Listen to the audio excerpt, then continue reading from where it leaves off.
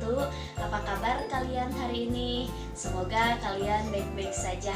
Oke, bertemu lagi dengan Ibu di pembelajaran sejarah. Oke, di pembelajaran sejarah kali ini Ibu akan membahas materi mengenai masa praaksara. Tapi sebelum masuk ke materi, Ibu akan menyampaikan tujuan pembelajaran kita kali ini. Oke, jadi tujuan pembelajaran kita kali ini yaitu peserta didik dapat menganalisis kehidupan manusia purba dan asal-usul nenek moyang bangsa Indonesia.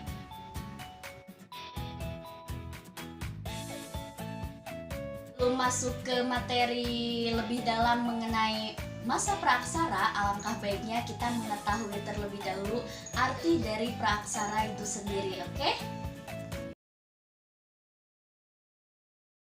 Jadi praaksara itu terdiri dari dua kata, yaitu pra dan aksara.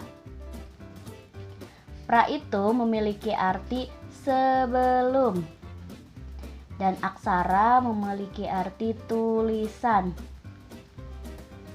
Praaksara pun memiliki nama lain yaitu nirleka. Nir artinya sebelum dan leka artinya tulisan. Jadi praaksara atau nirleka itu memiliki arti zaman sebelum mengenal tulisan. Zaman sebelum mengenal tulisan.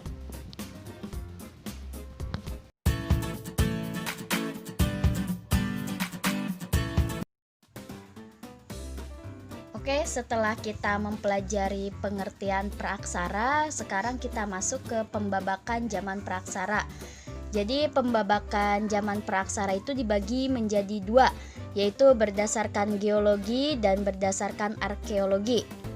Kita fokus dulu ke pembabakan berdasarkan geologi ya. Berdasarkan geologi, zaman praaksara itu dibagi menjadi empat, yaitu ada zaman arkaikum, Paleozoikum, Mesozoikum, dan Neozoikum. Neozoikum itu dibagi menjadi dua, yaitu Pleistosen dan Holosen. Pleistosen atau disebut juga Diluvium dan Holosen disebut juga Aluvium. Di dalam zaman Pleistosen ini dibagi menjadi dua, yaitu zaman glasial dan interglasial. Sekarang kita fokus dulu ke zaman arkaikum ya. Zaman arkaikum ini di mana bumi itu masih seperti bola panas dengan suhu yang sangat tinggi. Akibatnya di zaman arkaikum ini tidak ada kehidupan sama sekali. Walaupun itu mikroorganisme kuman itu pun belum ada, apalagi manusia.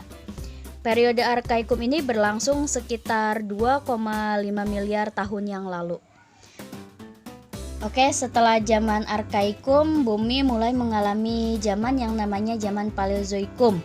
Di mana di zaman paleozoikum ini bumi sudah mulai mengalami penurunan suhu dan sudah ada curah hujan sehingga mulai bermunculan hewan yang dinamakan mikroorganisme atau hewan bersel satu. Dan zaman paleozoikum ini berlangsung selama kurang lebih 500 sampai 245 juta tahun yang lalu. Setelah zaman Paleozoikum itu mulai muncul zaman Mesozoikum, di mana di zaman Mesozoikum ini suhu bumi sudah semakin stabil dan sudah mulai bermunculan flora maupun fauna. Bahkan makhluk-makhluk raksasa yang kita sebut dinosaurus pun sudah mulai bermunculan. Dan Mesozoikum ini berlangsung selama kurang lebih 245 sampai 65 juta tahun yang lalu. Setelah zaman Mesozoikum itu muncul yang namanya zaman Neozoikum, di mana zaman Neozoikum ini kehidupan di bumi itu semakin beragam. Zaman Neozoikum ini terjadi sekitar 60 juta tahun yang lalu. Dan zaman Neozoikum ini dibagi menjadi dua, yaitu Pleistosen dan Holosen. Zaman Pleistosen atau disebut juga zaman Diluvium itu berlangsung sekitar 600.000 tahun yang lalu. Pada masa ini bumi mengalami pergantian kondisi, di mana di sini ada zaman glasial. Zaman glasial itu masa ketika kutub utara, es di kutub utara itu mulai menutupi sebagian besar permukaan bumi. sehingga permukaan laut ini berubah menjadi permukaan es. Tapi setelah zaman glasial ini, bumi mulai mengalami zaman interglasial, di mana kutub utara itu sudah mulai mencair dan menyebabkan air laut itu mulai naik. Setelah zaman Pleistosen ini, bumi mulai mengalami zaman Holosen atau aluvium. Zaman aluvium ini ditandai dengan es di kutub yang sudah mencair dan meningkatnya permukaan laut dengan cepat. Dan di zaman Holosen ini, makhluk-makhluk besar seperti dinosaurus itu sudah mulai punah. Dan di zaman Holosen ini, bumi mulai mengalami perubahan ya, di mana kondisi bumi ini memunculkan pulau-pulau baru, termasuk kepulauan-kepulauan Indonesia. Pada masa ini pula manusia muncul dan menggantikan kedudukan dinosaurus. Setelah pembabakan zaman praaksara berdasarkan geologi, sekarang kita masuk ke pembabakan zaman praaksara berdasarkan arkeologi, di mana di zaman praaksara berdasarkan arkeologi ini dilihat dari benda-benda hasil kebudayaannya. Di sini dibagi menjadi 5, yaitu zaman Paleolitikum, Mesolitikum, Neolitikum, Megalitikum, dan zaman logam. Tapi kalau berdasarkan analisis Ibu, zaman praaksara berdasarkan arkeologi ini dibagi menjadi 2, yaitu ada zaman batu dan ada zaman logam.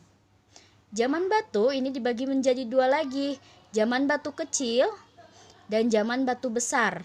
Zaman batu kecil baru dibagi menjadi 3, yaitu Paleolitikum, Mesolitikum, dan Neolitikum. Sekarang kita bahas zaman Paleolitikum terlebih dahulu ya. Zaman Paleolitikum atau disebut juga zaman batu tua ini memiliki ciri-ciri. Ciri-cirinya ini dilihat dari bendanya ya. Hasil kebudayaannya itu batunya tuh masih sangat kasar dan belum dihaluskan di sebagian atau di kedua sisinya. Contoh dari benda hasil zaman Paleolitikum ini yaitu ada kapak genggam dan kapak perimbas.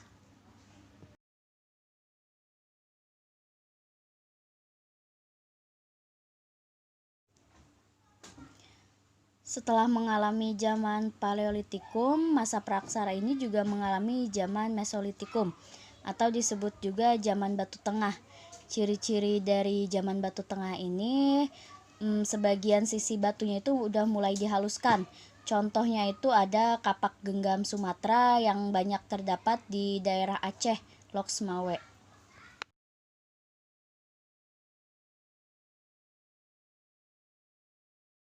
Setelah zaman Mesolitikum, masa praaksara ini mengalami zaman Neolitikum atau zaman batu muda, di mana ciri-ciri dari zaman ini semua sisi batunya itu sudah mulai dihaluskan. Di zaman Neolitikum ini teknologi dari manusia purba ini sudah mulai mengalami kemajuan. Contoh dari hasil kebudayaan zaman Neolitikum ini yaitu kapak lonjong dan kapak persegi yang banyak terdapat di daerah Sumatera, Bali, dan Jawa.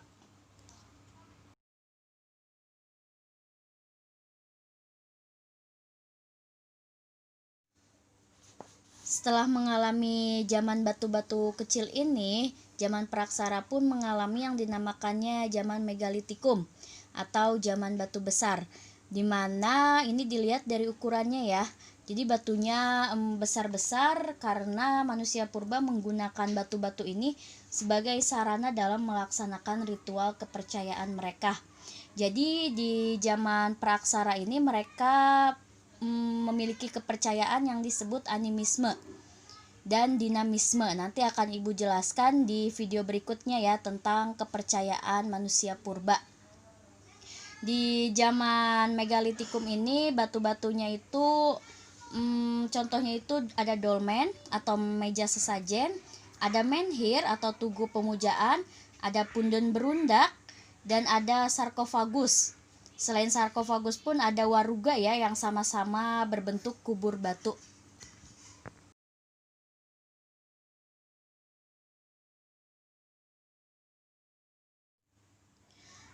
Setelah mengalami zaman batu, manusia praksara pun mengalami yang dinamakannya zaman logam. Di sini zaman logamnya terbagi menjadi dua, yaitu ada perunggu dan besi. Di zaman logam ini manusia purba itu sudah mulai mengalami kemajuan, di mana logam itu sudah bukan dipahat lagi tapi sudah mulai dicairkan dengan menggunakan api. Jadi di zaman logam ini mereka sudah mengenal yang namanya api. Dan contoh dari benda-benda zaman logam ini yaitu ada candrasa, nekara, moko, dan bejana perunggu.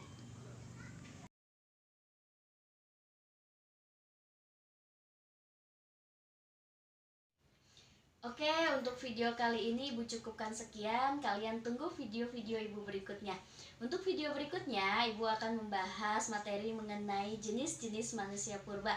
Tetap semangat ya. Assalamualaikum warahmatullahi wabarakatuh.